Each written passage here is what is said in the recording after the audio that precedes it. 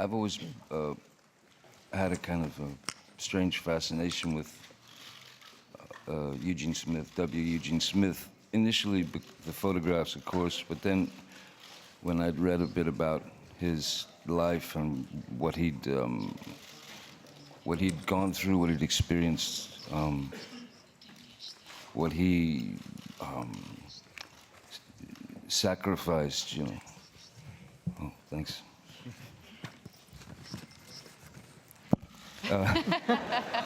What he sacrificed to capture those moments, you know, to capture those photos. I was also fascinated by the fact that he was known as W.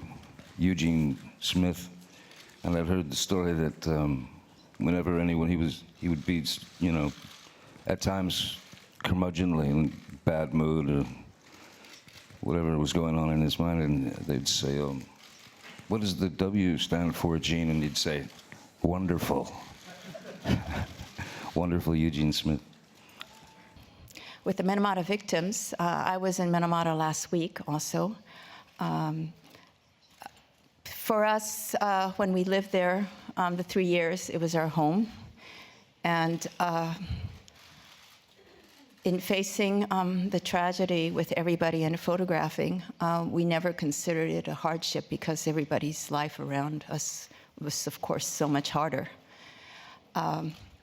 It's hard to put it in a few words, but people ask me, were you shocked when you went? And I felt I wasn't shocked by what I saw visually, but the fact that it keeps continuing on, and it's still today. Talking about Minamata was also something for me important. I don't make images to make beautiful images. I make images to talk about subjects and to, like Eugene, you know, I want my images to be seen by people and understood by people. And even like kids can understand this film.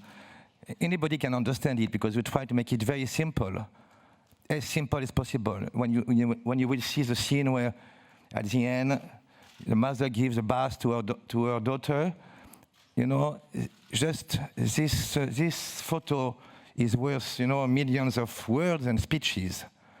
This is why I'm doing my job, really. It was everything about it was attractive, and it was one of the most satisfying jobs. I know they always say this is not PR. It was one of the most satisfying engagements I ever had, and I'm very proud to have been involved. Thank you, Bill. I think just as people, all of us are faced with huge, monolithic-sized problems at times in our lives, you know.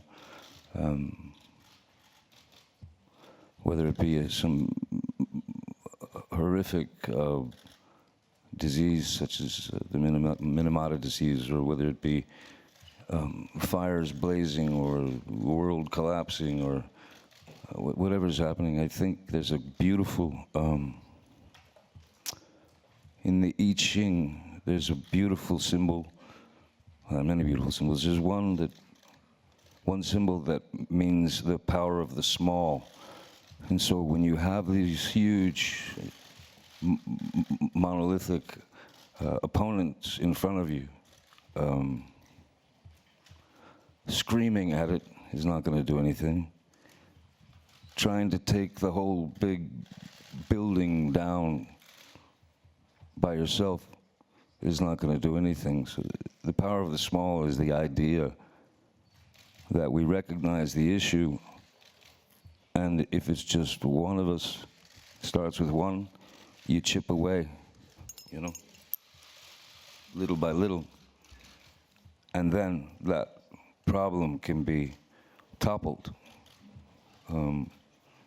So I think that's what it's all about for all of us, really. We're specks of dust. I mean, we are the small.